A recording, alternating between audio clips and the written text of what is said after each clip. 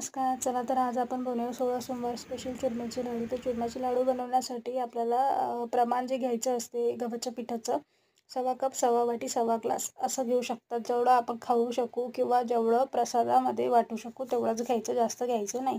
तिथे मी छोटा सव्वा ग्लास पीठ घेऊन याचे दुधामध्ये मळून व्यवस्थित चपात्या बनवून घेतल्यानंतर त्याचे छोटे छोटे तुकडे करायचे आणि मिक्सरला बारीक करून घ्यायचे. नंतर त्याच्यामध्ये थोडा गूळ टाकून नंतर बाहेरही मिक्स करू शकता किंवा मिक्सरमध्येही मिक्स करू शकता.